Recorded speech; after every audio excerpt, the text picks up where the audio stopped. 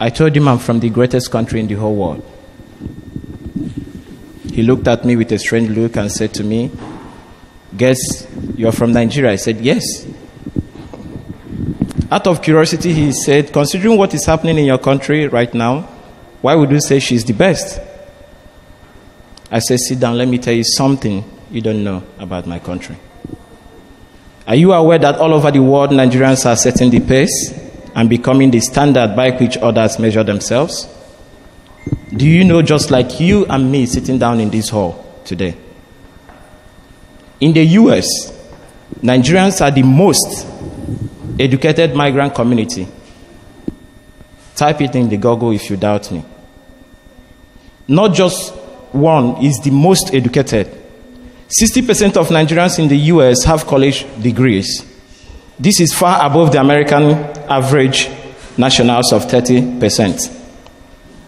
Nigerians in the US are one of the highest earners, typically earning 25% more than median US income of $53,000 per year. In Ivy League school in Europe and America, Nigerians routinely outperform their peers from other nations. A Nigerian family, the Imafidon family, have officially been named the smartest family in the UK. The designer of the famous car Chevrolet Volt, Jelani Aliyu, is a super talented Nigerian from Sokoto State. The world's fastest computer was designed by the world-renowned inventor and scientist, Philip Emeagwali. He's also a Nigerian. A full-blown Nigerian who set pace and awarded in 2015. This means Nigerians have patency to the world's fastest computer. The wealthiest black man and woman on earth are Nigerians, Aliko Dangote and Mrs. Florencio Alakija. Both have no criminal records of any kind. South Africa couldn't have ended apartheid and achieved black rule if not for the leadership role Nigeria played. Of the 3 South African presidents who ruled after apartheid, 2 of them once lived in Nigeria under asylum. Both Nelson Mandela in the 60s and Thabo Mbeki in the 70s lived in Nigeria before becoming the president of South Africa. Nigerians are known with the spirit of welcoming and warmness.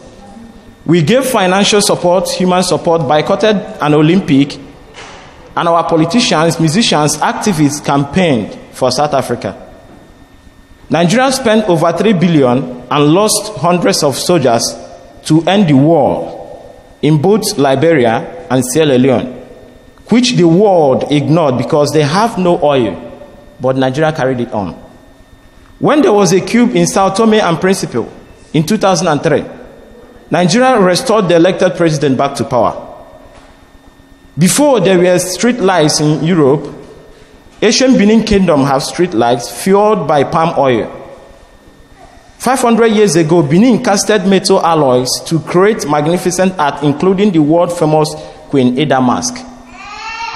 Amina was a warrior who ruled Zaria Emirate in Kaduna State, northwestern Nigeria, 400 years ago in 1610. You can Google it to see what she meant to Africa. She's a Nigerian. We gave monetary gift to Ireland during our oil boom and built a statue for France free of charge. We are not poor blacks. Nigeria is rich, and don't be lied to. The first television station in Africa was NTA, Ibadan, 1960, long before Ireland had their RTE station. Wherever you look in this country, Nigeria, heroes abound both now in our recent and ancient past.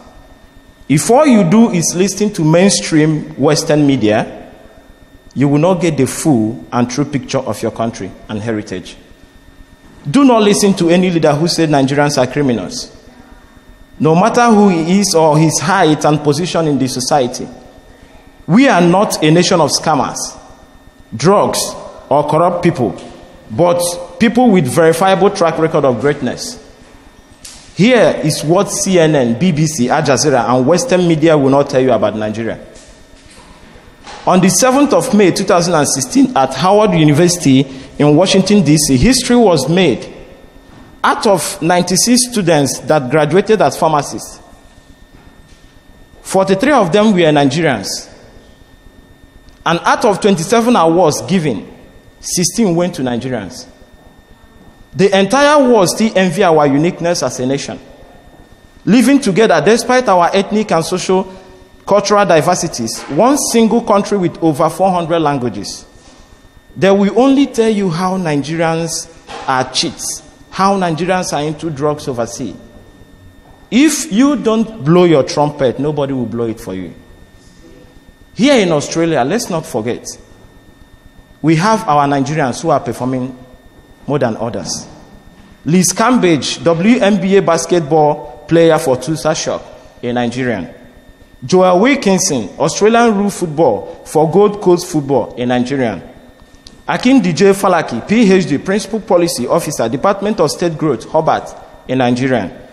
Kunle Arobonde, Orthopedic Surgeon and Fellowship of a Royal Australasia College of Surgeons, Senior Lecturer, Deakin Medical School, Melbourne, Australia, also a Nigerian. Benedict Emechete, Radiologist, Fellow of Australia and New Zealand College of Radiologists, Founder, Irish Imaging Queensland, a Nigerian. Sunday Oleyede, IT Consultant, Australian Government, also a Nigerian. Babatunde Salmen, Orthopedic Surgeon and Fellowship of the Royal Australasia College of Surgeons, a Nigerian. Francis Awatife, soccer player and TV commentator, also a Nigerian. Not to mention of our own sister in our midst today, Sister Ngozi Ihanacho, a renowned migration lawyer, also a Nigerian. I want to use this opportunity and say Viva Nigeria. There are over 180 million Nigerians worldwide, and only about 250,000 of this figure have traceable criminal records.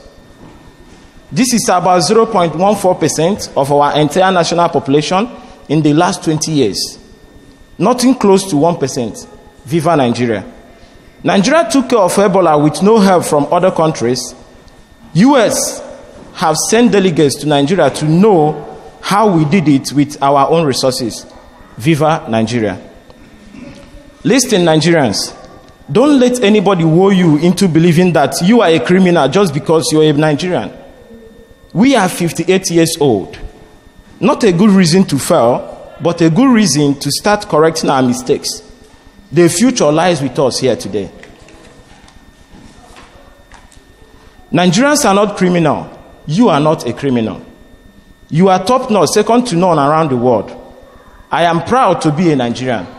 Thank God for that. Be proud of your country. Wherever you go, take out your passport with pride. This project called Nigeria demands a collective effort and responsibility from all of us. It is not too late to make impact as a Nigerian, even in abroad. Moving to another phase of reformation and transformation. Be proud of your country like I do. I will want to say something. I will win. Why? Because I have faith, courage, and enthusiasm. Before I go, I will leave you with what my grandpa used to say. He said, perseverance is the mother of trying over and over. At last you will succeed. We cannot leave Nigeria pending, even when we are in diaspora. This is our collective effort. We'll continue to preach this message until we get to our Canaan land. God bless Nigeria. God bless the land of Australia. Thank you. I told him I'm from the greatest country in the whole world. He looked at me with a strange